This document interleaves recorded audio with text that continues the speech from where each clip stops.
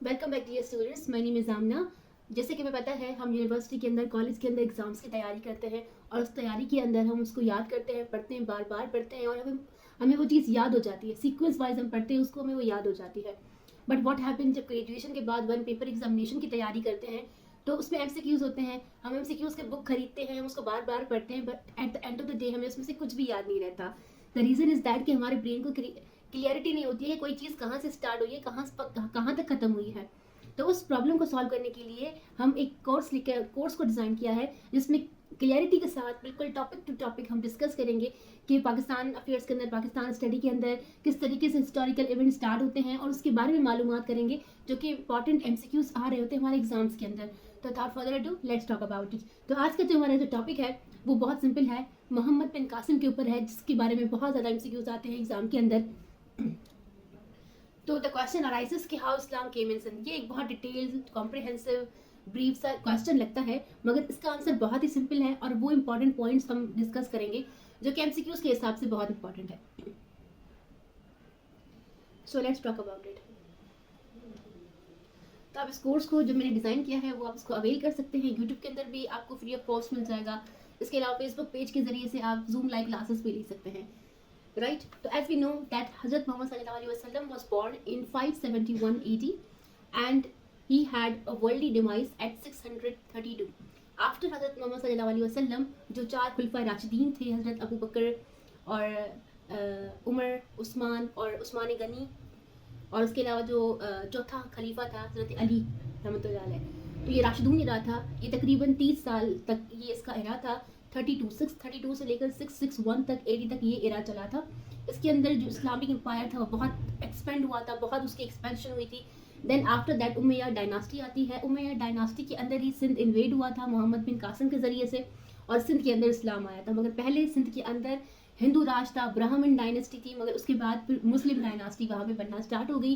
किस तरीके से मुख्तलिफ डायनास्टी सिंध के अंदर आई हैं हम उसको डिस्कस करेंगे। उमैया डायनास्टी के बाद अब्बासिड एरा आता है। अब्बासिड डायनास्टी आती है जो कि एंड होती है 1258 को। एंड देन ऑटोमन एम्पायर आता है। एम्पायर बनने के बाद, ऑटोमन एम्पायर बनने के बाद नेशनलिज्म का कॉन्सेप्ट आता है। फिर स्टेट्स डिवाइड होना स्टार्ट हो जाती हैं, कंट्रीज बनना स्टार्ट हो जाती हैं। इस तरीके से पाकिस्तान भी एक हिंदू सब कॉन्टिनेंट था, इंडियन सब कॉन्टिनेंट था, उसमें से पाकिस्तान, इंडिया, बांग्लादेश वगैरह जैसे छोटे छोटे से कंट्रीज जो हैं वो बने। इसके अलावा एक स्टोरी है या एक इवेंट हम कहते हैं हिस्ट्री के अंदर बहुत ज़्यादा जो है ये पढ़ा जाता है। ये जो छोटा सा कंट्री आपको दिख रहा है ये श्रीलंका है। उस दौर के अंदर इसको हम सीलोन कहते थे। अब यहाँ पे इराक जहाँ पर है वहाँ पे होता था बगदाद।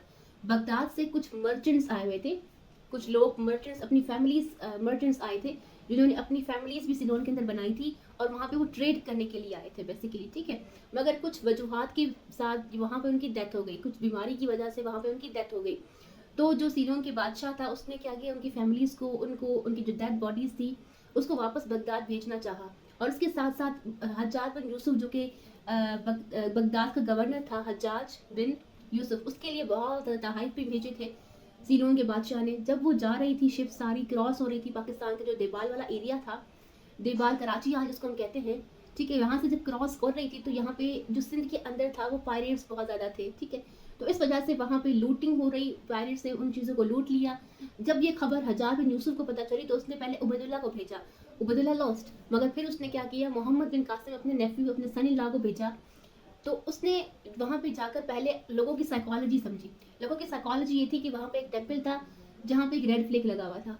तो वो लोग बहुत सुपरस्टिशियस थे। तो उनका कहना ये था, मानना ये था कि जब तक इस टेम्पल के अंदर ये रेड फ्लैग लगा रहेगा हम कभी भी हार नहीं सकते। तो मोहम्मद बिन कासिम ने क्या किया, मजनीक के ज़रिए से, उस वक्त की एक टेक्नोलॉजी थी उसके ज़रिए से उसको गिरा दिया और लोगों की साइकोलॉजी के अंदर उनका जो मोराल था वो डाउन हो गया। इस तरीके से मोहम्मद बिन कासिम ने सिंध को फतह कर लिया, ठीक। सिंध पहले भी बहुत बार कोशिश की थी मगर बहुत बार नाकामी हासिल हुई थी। मगर मोहम्मद बिन कासिम की जो मिलिट्री जीनियस है, उनकी जो टैक्टिक्स थी, उनकी वजह से सिंध जो है, सिंध, मुल्तान, ये सारे जो है कैप्चर हुए एरियाज। और वहाँ पर जैसे मुस्लिम गवर्नर आता है तो मुस्लिम सूफीज़ आए, मिशनरीज आए, कई जिन्होंने इस्लाम फैलाया। और इसके अलावा मोहम्मद बिन कासिम की ऐसी कुछ पॉलिसीज़ थी कि हिंदूज़ बहुत ज़्यादा जो है, नंबर ऑफ हिंदूज़ मुसलमान हुए। ये जो इसको क्या कहते हैं हिस्ट्री के अंदर, बैटल ऑफ अरोर कहते हैं। बैटल ऑफ अरोर किसने लड़ी थी, मोहम्मद बिन कासिम ने लड़ी थी राजा दाहिर के साथ। राजा दाहिर के साथ या इस एरिया के अंदर, इस वजह से इसको बैटल ऑफ अरोर कहा जाता है। तो देवाल और मुल्तान के ऊपर जो सारा ये एरिया था, यहाँ तक मोहम्मद बिन कासिम गए थे और यहाँ तक इस्लाम यहाँ तक फैला था मोहम्मद बिन कासिम की वजह से। तो एज वी नो कि हज्जाज बिन यूसुफ क्या था, उम्मीयाद गवर्नर था इराक का। He sent his son in law, और निफ्यू भी कहते हैं इसको, Muhammad bin Qasim to conquer the Sindh. Muhammad bin Qasim जो है वो मिलिट्री जीनियस था, ब्रेव था, उसने सिंध को फतह किया। कुछ को कहते हैं सिंध को और मुल्तान को फतह किया, 711 कहते हैं, कुछ 712 कहते हैं, depending upon the option you have to choose the correct option. इसके अलावा ये पहला फर्स्ट उमैयाद गवर्नर था जो कि सिंध के अंदर अपॉइंट हुआ था।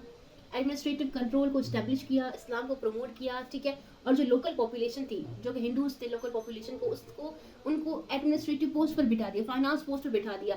तो ये एक इक्वालिटी जो है, इक्वालिटी का एम्बलम था लोगों के लिए। इस वजह से भी लोग जो है इस्लाम को एडमायर करने लगे। इसके अलावा जो मकरान और जो बलोचिस्तान वाला एरिया था ना, उसको पहले ही पता कर लिया था अब्दुल्ला बिन अमार ने, ठीक है। तो this is all about today's lecture. मगर हम बहुत इंपॉर्टेंट एमसीक्यूज के ऊपर बात कर लेते हैं पहले। जैसे कि मोहम्मद बिन कासिम है, वॉज बॉर्न इन, तो बॉर्न 695 को वो बॉर्न हुए थे।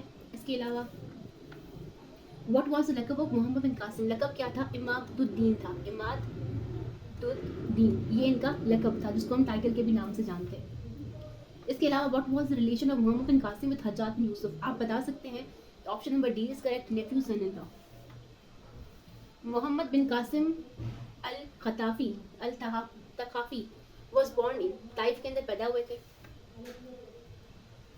Muhammad bin Qasim build the city as देश कैपिटल, कौन सा कैपिटल था उनका, मंसूरा कैपिटल था। जब तक वो 4 साल वहाँ पर थे, वो मंसूरा कैपिटल के अंदर रहते थे। Muhammad bin Qasim belong to which tribe, कौन से कबीले से बिलोंग करते, सकाफी बिलोंग करते थे, उस ट्राइब से बिलोंग करते थे। When did Muhammad bin Qasim defeated Raja Dahir, तो इसका ऑप्शन है 711। Sindh was conquered by Muhammad bin Qasim during the days period, बहुत ही आसान सवाल है, कौन से पीरियड के अंदर ये फतह हुआ था, उमैया डायनास्टी के अंदर ये जो है सिंध फतह हुआ था। तो this is all about today's lecture, hope you like it, thank you so much for watching this.